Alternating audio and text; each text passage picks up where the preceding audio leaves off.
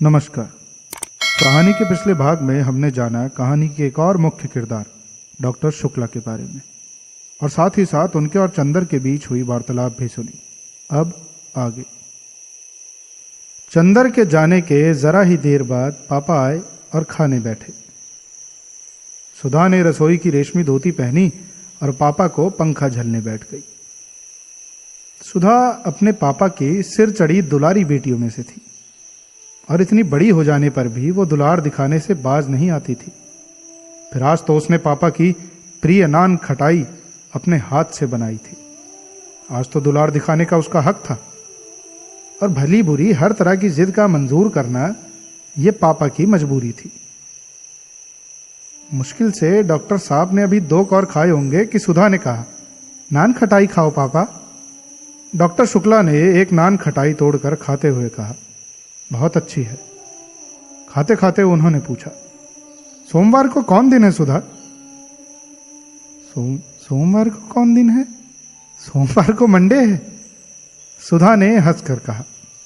Doctor Shukla भी अपनी भूल पर हंस पड़े। अरे देख तो मैं कितना भुलक्कड़ हो गया हूं। मेरा मतलब था कि सोमवार को कौन तारीख है? 11 तारीख।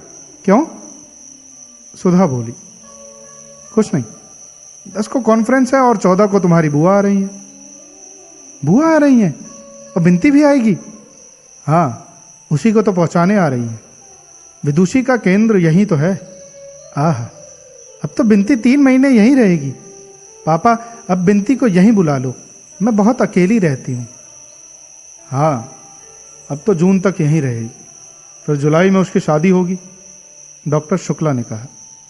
अरे अभी से? अभी उसकी उम्र ही क्या है?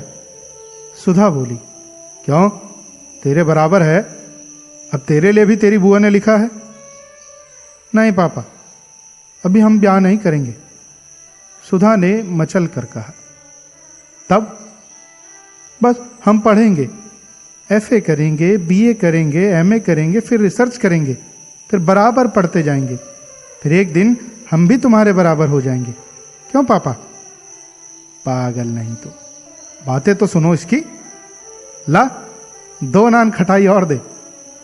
शुक्ला हंसकर बोले, नहीं, पहले तुम कबूलो, तब हम नान खटाई देंगे। बताओ, ब्याह तो नहीं करोगे? सुधा ने 2 नान खटाइयां हाथ में उठाकर कहा। ला रख। नहीं, पहले बताओ। अच्छा, नहीं करेंगे। सुधा ने दोनों नान खटाइयां रखकर पंखा झलना शुरू किया। इतने में फिर नान खटाइयां खाते हुए डॉक्टर शुक्ला बोले, तेरी सास तुझे देखने आएगी तो यही नान खटाइयां तुझसे बनवा कर खिलाएंगे। फिर वही बात।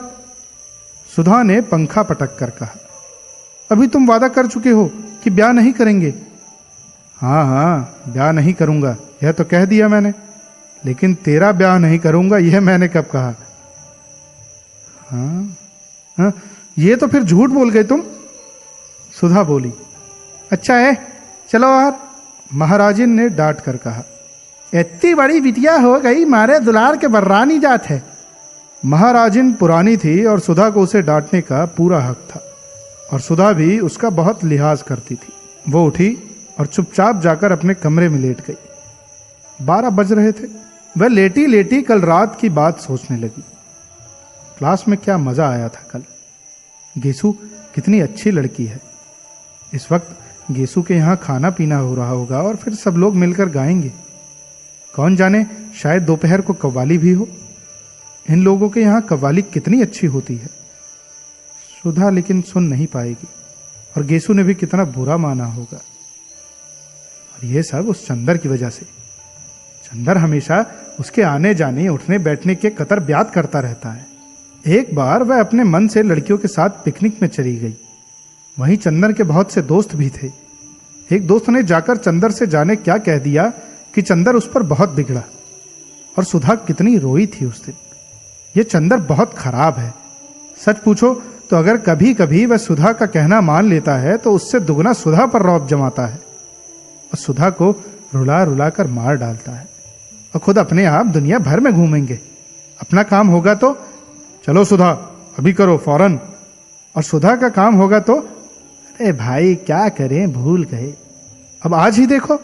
सुबह 8 बजे आए और अब देखो कि 2 बजे भी आते हैं जनाब या नहीं। न नींद आएगी न किसी काम में तबीयत लगेगी। लेकिन अब ऐसे काम कैसे चलेगा? इम्तिहान को बस थोड़े ही दिन रह गए हैं और सुधा की तबीयत सिवा कविता के कुछ और पढ़ने में लगती ही नहीं। कब से वह चंदर से कह रही है कि थोड़ा सा इकोनॉमिक्स पढ़ा दो, लेकिन ऐसा स्वार्थी है कि बस चाय पी ली, नान खटाई खा ली, हमें रुला लिया और फिर अपने मस्त साइकिल पर घूम रहे हैं। यही सब सोचते सोचते सुधा को नींद आ गई और 3 बजे जब गेसु आई तो भी सुधा सो रही थी। पलंग के नीचे डीएमसी का गोला खुला हुआ था और तकिए के पास क्रोशिया पड़ी थी। सुधा थी बड़ी प्यारी, बड़ी खूबसूरत, और खास तौर से उसकी पलकें तो अपराजिता के फूलों को मात करती थी और थी इतनी गोरी गुदकारी कि कहीं पर दबा दो तो फूल खिल जाए। मूंगियां होठों पर जाने कैसा अछूता गुलाब मुस्कुराता था और बाहें तो जैसे बेलों की पंखुरियों की बनी हो। गेसु आई। उसके हाथ में मिठाई थी जो उसकी मां ने सुधा के लिए भेजी थी। वो पल भर खड़ी रही, फिर उसने मेज पर मिठाई रख दी और क्रोशिया से सुधा की गर्दन गुदगुदाने लगी। सुधा ने करवट बदल ली। गेसु ने नीचे पड़ा हुआ डोरा उठाया और आहिस्ते से उसका चुटीला डोरे के एक छोर से बांधकर दूसरा छोर मेज के पाए से बांध दिया और उसके बाद बोली, सुधा, सुधा उठो। सुधा चौंक कर उठ गई और आंखें मलते मलते बोली, अब 2 बज गए हैं, लाए उन्हें या नहीं? ओहो, उन्हें लाए या नहीं? किसे बुलाया था रानी 2 बजे? जरा हमें भी तो मालूम हो। गेसु ने बाह में चुटकी काटते हुए पूछा। उफ़ो, सुधा बाह झटक कर बोली, मार डाला बेदर्द कहीं की। ये सब अपने उन्हीं अख्तर मियाँ को दिखाया कर। और ज्यों ही सुधा ने सिर ढकने के लिए पल्ला उठाया तो देखा कि चोटी डोर में बंधी हुई है। इसके पहले कि सुधा कुछ कहे, गेसु बोली, या सनम, जरा पढ़ाई तो देखो। मैंने तो सुना था कि नींद ना आए इसलिए लड़के अपनी चोटी खूंटी में बांध लेते हैं, पर यह नहीं मालूम था कि लड़कियां भी अब वही करने लगी हैं। सुधा ने चोटी से डोर खोलते हुए कहा, मैं ही सताने को रह गई हूं। अख्तर मियाँ की चोटी बांधकर नचाना उन्हें अभी से बेताब क्यों हुई जाती है? अरे रानी, उनकी चोटी कहाँ, मियाँ है मियाँ। चोटी न सही, दाढ़ी सही। दाढ़ी खुदा खैर करे, मगर वो दाढ़ी रख ले तो मैं उनसे मोहब्बत तोड़ लूं। सुधा हंसने लगी।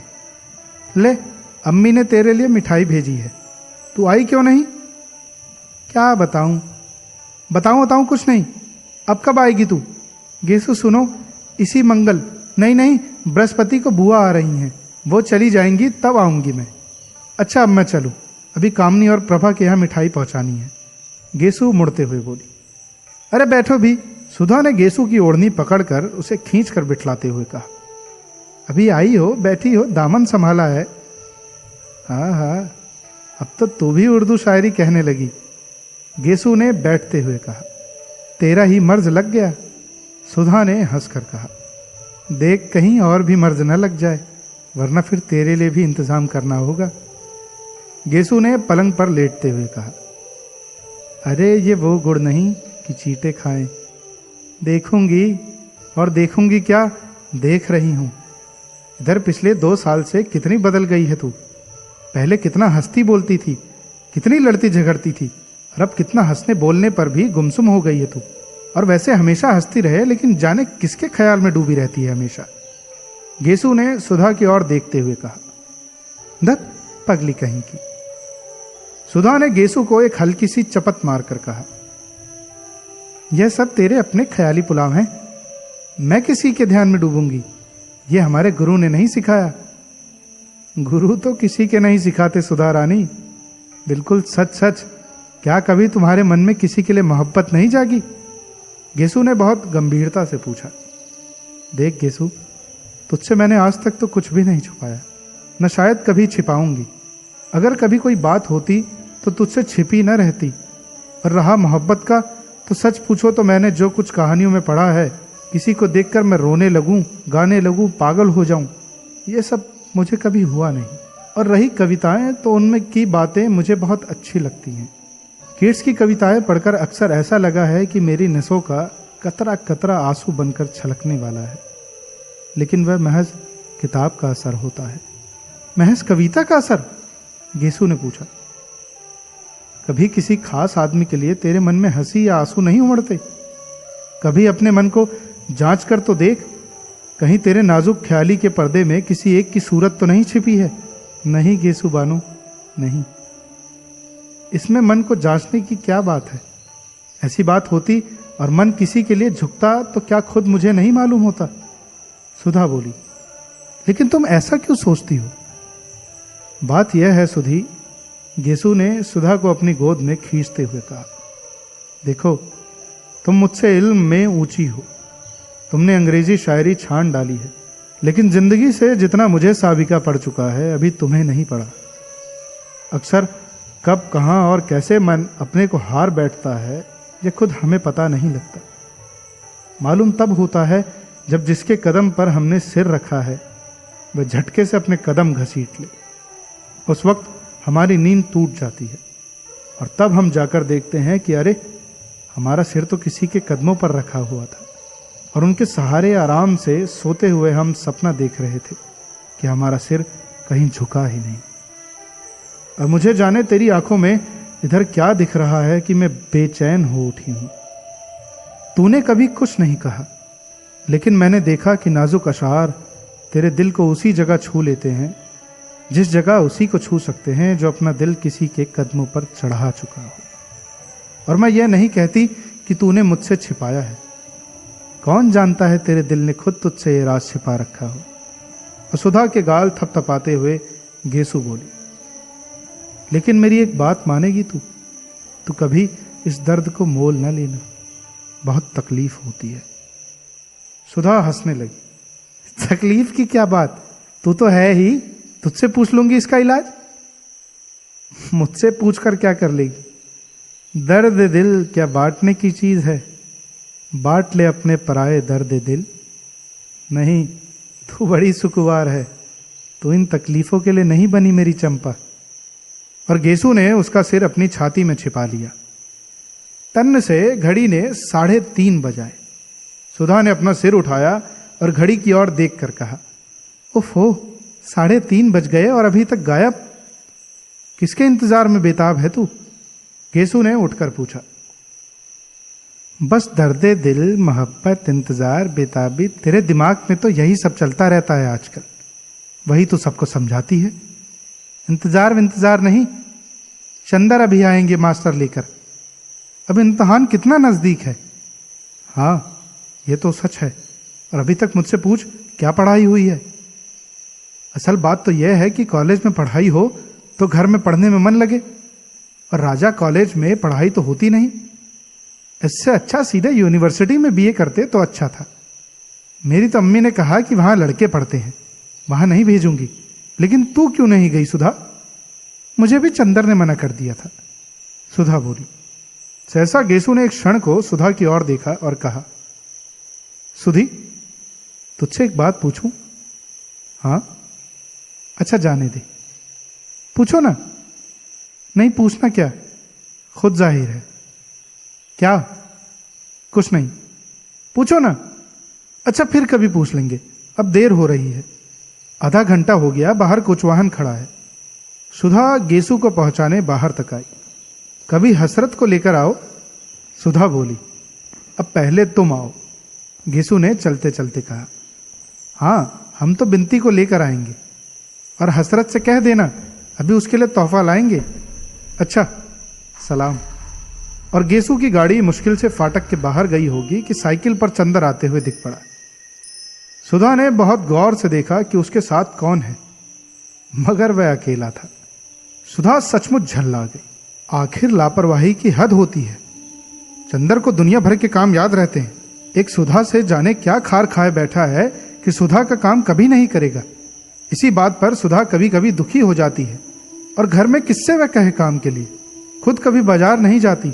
नतीजा यह होता है कि वह छोटी से छोटी चीज के लिए मोहताज होकर बैठ जाती है। और काम नौकरों से करवा भी ले, पर अब मास्टर तो नौकर से नहीं ढूंढवाया जा सकता ना। ऊन तो नौकर नहीं पसंद कर सकता, किताबें तो नौकर नहीं ला सकता। और चंदर का यह हाल है। इसी बात पर कभी कभी उसे रुलाई आ जाती है। चंदर ने आकर बरामदे में साइकिल रखी और सुधा का चेहरा देखते ही वह समझ गया। काहे मुंह बना रखा है, 5 बजे मास्टर साहब आएंगे तुम्हारे, अभी उन्हीं के यहां से आ रहे हैं। बिसरिया को जानती हो, वही आएंगे। और उसके बाद चंदर सीधा स्टडी रूम में पहुंच गया। वहां जाकर देखा तो आराम कुर्सी पर बैठे ही बैठे डॉक्टर शुक्ला सो रहे हैं। अतः उसने अपना चार्ट और पेन उठाया और ड्राइंग रूम में आकर चुपचाप काम करने लगा। बड़ा गंभीर था वह। जब इंक घोलने के लिए उसने सुधा से पानी नहीं मांगा और खुद गिलास लाकर आंगन में पानी लेने लगा, तब सुधा समझ गई कि आज दिमाग कुछ बिगड़ा है। वह एकदम तड़प उठी। क्या करे वह? वैसे चाहे वह चंदर से कितनी ही ढीठ क्यों ना हो, पर जब चंदर गुस्सा रहता था तब सुधा की रूह कांप उठती थी। उसकी कुछ कहने की हिम्मत नहीं पड़ती थी, लेकिन अंदर ही अंदर वह इतनी परेशान उठती थी कि बस। कई बार वह किसी न किसी बहाने से ड्राइंग रूम में आई, कभी गुलदस्ता बदलने, कभी मेज पोश बदलने, कभी अलमारी में कुछ रखने, कभी अलमारी में से कुछ निकालने। लेकिन चंदर अपने चार्ट में निगाह गड़ाए रहा। उसने सुधा की ओर देखा तक नहीं। सुधा की आंख में आंसू छलक आए और वह चुपचाप अपने कमरे में चली गई और लेट गई। थोड़ी देर वह पड़ी रही। पता नहीं क्यों वह फूट फूट कर रो पड़ी, खूब रोई और फिर मुंह धोकर आकर पढ़ने की कोशिश करने लगी।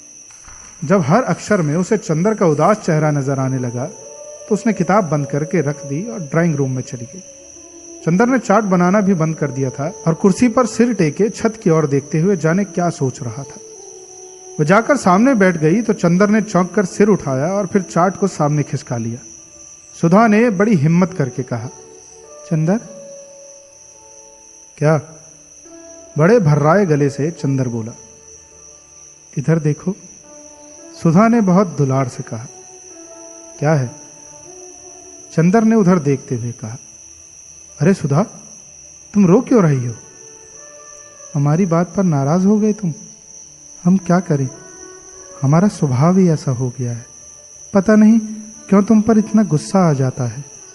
सुधा के गाल पर 2 बड़े बड़े मोती ढलक आए। अरे पगली, मालूम होता है तुम्हारा तो दिमाग बहुत जल्दी खराब हो जाएगा। हमने तुमसे कुछ कहा है? कह लेते तो हमें संतोष हो जाता। हमने कभी कहा तुमसे कि तुम कहा मत करो, गुस्सा मत हुआ करो, मगर तुम तो फिर गुस्सा मन ही मन में छिपाने लगते हो। इसी पर हमें रुलाई आ जाती है। नहीं सुधा, तुम्हारी बात नहीं थी और हम गुस्सा भी नहीं थे। पता नहीं क्यों मन बड़ा भारी सा था। क्या बात है? अगर बता सको तो बताओ, वरना हम कौन हैं तुमसे पूछने वाले। सुधा ने बड़े करुण स्वर में कहा, तो तुम्हारा दिमाग खराब हुआ। हमने कभी तुमसे कोई बात छिपाई? जाओ अच्छी लड़की की तरह मुंह धो आओ। सुधा उठी और मुंह धोकर आकर बैठ गई। अब बताओ क्या बात थी? कोई एक बात हो तो बताएं। पता नहीं तुम्हारे घर से गए तो एक न एक ऐसी बात होती गई कि मन बड़ा उदास हो गया। आखिर फिर भी कोई बात तो हुई होगी ना? बात यह हुई कि तुम्हारे यहां से मैं घर गया खाना खाने। वहां देखा चाचा जी आए हुए हैं, उनके साथ एक कोई साहब और हैं। खैर बड़ी खुशी हुई। खाना वाना खाकर जब बैठे तो मालूम हुआ कि चाचा जी मेरा ब्याह तय करने आए हैं और साथ वाले साहब मेरे होने वाले ससुर हैं। जब मैंने इनकार कर दिया तो बहुत बिगड़ कर चले गए और बोले, हम आज से तुम्हारे लिए मर गए और तुम हमारे लिए। तुम्हारी माता जी कहाँ हैं? प्रतापगढ़ में, लेकिन वो तो सौतेली हैं और वह तो चाहती ही नहीं कि मैं घर लौटूं। लेकिन चाचा जी जरूर आज तक मुझसे कुछ मोहब्बत करते थे। आज वह भी नाराज होकर चले गए। सुधा कुछ देर तक सोचती रही, फिर बोली, तो चंदर तुम शादी कर क्यों नहीं लेते? नहीं सुधा, शादी नहीं करनी है मुझे। मैंने देखा कि जिसकी शादी हुई कोई भी सुख नहीं हुआ, सभी का भविष्य बिगड़ गया। और क्यों एक तवालत पाली जाए, जाने कैसी लड़की हो क्या हो। तो उसमें क्या, पापा से कहो कि उस लड़की को जाकर देख ले, हम भी पापा के साथ चले जाएंगे। अच्छी हो तो कर लो ना चंदर, फिर यहीं रहना, हमें अकेला भी नहीं लगेगा। क्यों? नहीं जी, तुम तो समझती नहीं हो, जिंदगी निभानी है, कोई गाय भैंस नहीं खरीदना है। चंदर ने हंसकर कहा, आदमी एक दूसरे को समझे बूझे प्यार करे तब ब्याह के भी कोई माने हैं तो उसी से कर लो जिससे प्यार करते हो। चंदर ने कुछ जवाब नहीं दिया। बोलो, चुप क्यों हो गए? अच्छा, तुमने किसी को प्यार किया चंदर? क्यों, बताओ ना। शायद नहीं। बिल्कुल ठीक, हम भी यही सोच रहे थे अभी। सुधा बोली। क्यों, ये क्यों सोच रही थी? इसलिए कि तुमने किया होता तो हमसे थोड़ी छिपाते, हमें जरूर बताते, और नहीं बताया तो हम समझ गए कि अभी तुमने किसी से प्यार नहीं किया।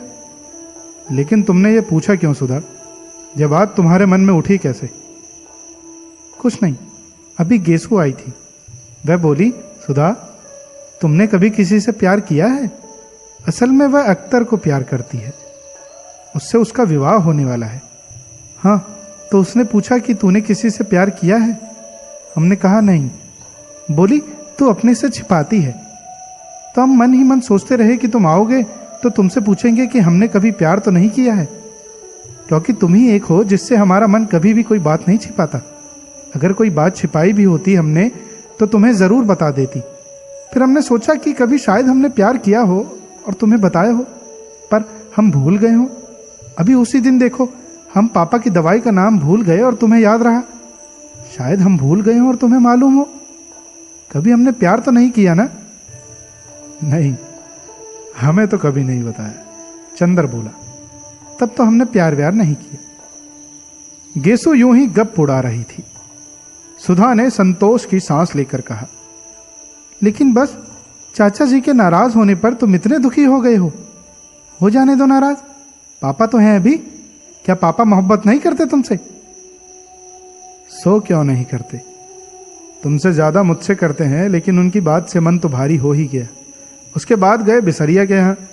बिसरिया ने कुछ बड़ी अच्छी कविताएं सुनाई और फिर मन और भारी हो गया। चंदर ने कहा, लो, तब तो चंदर तुम प्यार करते होंगे जरूर से। सुधा ने हाथ पटक कर कहा। क्यों? गेसु कह रही थी, शायरी पर जो उदास हो जाता है वह जरूर मोहब्बत करता है। सुधा ने कहा। अरे, ये पोर्टिको में कौन है? चंदर ने देखा। लो, बिसरिया आ गया। चंदर उसे बुलाने उठा तो सुधा ने कहा, अभी बाहर बिठाना उन्हें, मैं तब तक कमरा ठीक कर लूं। बिसरिया को बाहर बिठाकर चंदर भीतर आया अपना चाट वगैरह समेटने के लिए। तो सुधा ने कहा, सुनो। चंदर रुक गया। सुधा ने पास आकर कहा, तो अब तो उदास नहीं हो तुम? नहीं चाहते मत करो शादी, इसमें उदास क्या होना? और कविता वविता पर मुंह बनाकर बैठे तो अच्छी बात नहीं होगी। अच्छा भैया, ठीक है, चंदर ने कहा। अच्छा नहीं, बताओ, तुम्हें मेरी कसम है, उदास मत हुआ करो, फिर हमसे कोई काम नहीं होता। अच्छा भाई, उदास नहीं होंगे अब, पगली कहेंगी। चंदर ने एक हल्की सी चपत मारकर कहा और बरबस उसके मुंह से एक ठंडी सांस निकली। उसने चार्ट उठाकर स्टडी रूम में रखा। देखा डॉक्टर साहब अभी सो रहे हैं। सुधा कमरा ठीक कर रही थी। वह आकर बिसरिया के पास बैठ गया। थोड़ी देर में कमरा ठीक करके सुधा आकर कमरे के दरवाजे पर खड़ी हो गई। चंदर ने पूछा, क्यों, सब ठीक है? उसने सिर हिला दिया, मगर कुछ बोली नहीं। यही है आपके शिष्या सुश्री सुधा शुक्ला, इस साल बीए फाइनल का इम्तिहान देंगी। बिसरिया ने बिना आंखें उठाए ही हाथ जोड़ लिए। सुधा ने हाथ जोड़े और फिर बहुत सकुचा सी गई। चंदर उठा और बिसरिया को लाकर उसने अंदर बिठा दिया।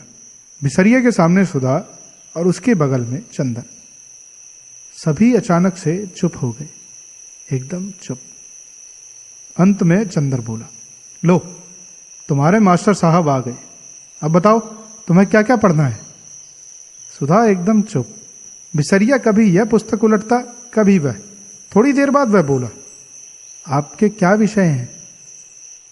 जी, बड़ी कोशिश से बोलते हुए सुधा ने कहा, हिंदी, इकोनॉमिक्स और गृह विज्ञान। और उसके माथे पर पसीना झलक आया। आपको हिंदी कौन पढ़ाता है? बिसरिया ने किताब में ही निगाह गड़ाए हुए कहा। सुधा ने चंदर की ओर देखा और मुस्कुराकर फिर मुंह झुका लिया। बोलो ना तुम खुद। यह राजा गर्ल्स कॉलेज में है, शायद मिस पावर हिंदी पढ़ाती हैं। चंदर ने कहा, अच्छा अब आप पढ़ाइए, मैं अपना काम करूं। चंदर उठकर स्टडी रूम में चल दिया। मुश्किल से चंदर दरवाजे तक पहुंचा होगा कि सुधा ने बिसरिया से कहा, जी मैं पेन ले आऊं? और लपकती हुई चंदर के पास पहुंची। ये सुनो चंदर। चंदर रुक गया और उसका कुर्ता पकड़कर छोटे बच्चों की तरह मचलते हुए सुधा बोली, तुम चलकर बैठो तभी हम पढ़ेंगे, ऐसे शर्म लगती है। जाओ चलो, हर वक्त वही बचपना, चंदर ने डांट कर कहा। चलो पढ़ो सीधे से, इतनी बड़ी हो गई अभी तक वही आदत है। सुधा चुपचाप मुंह लटकाकर खड़ी हो गई और फिर धीरे धीरे पढ़ने लगी। चंदर स्टडी रूम में जाकर चार्ट बनाने लगा। डॉक्टर साहब अभी तक सो ही रहे थे। एक मक्खी उड़कर उनके गले पर बैठ गई और उन्होंने बाएं हाथ से मक्खी मारते हुए नींद में कहा, मैं इस मामले में सरकार की नीति का विरोध करता हूं। चंदर ने चौंक कर पीछे देखा।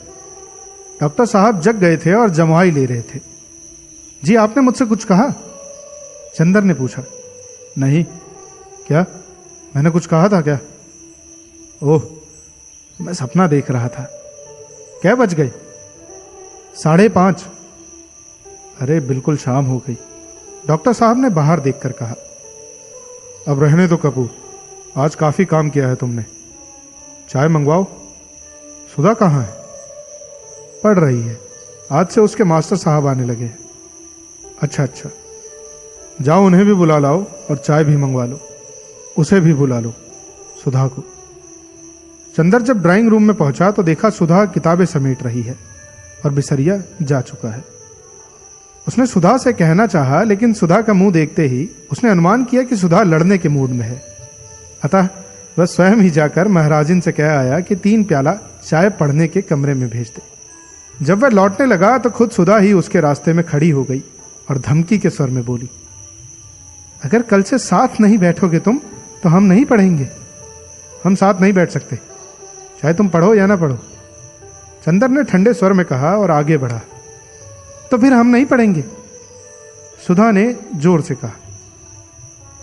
क्या बात है, क्यों लड़ रहे हो तुम लोग? डॉक्टर शुक्ला अपने कमरे से बोले।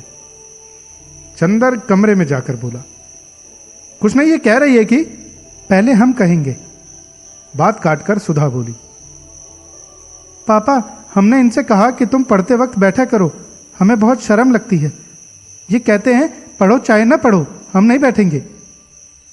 अच्छा, जाओ चाय ले आओ। जब सुधा चाय लाने गई तो डॉक्टर साहब बोले, कोई विश्वास पात्र लड़का है, अपने घर की लड़की समझकर सुधा को सौंपना पढ़ने के लिए। सुधा अब बच्ची नहीं है।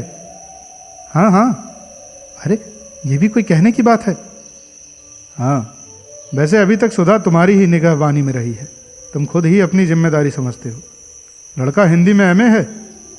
हाँ, एमए कर रहा है। अच्छा है, तब तो बिनती आ रही है, उसे भी पढ़ा देगा। सुधा चाय लेकर आ गई थी। पापा तुम लखनऊ कब जाओगे?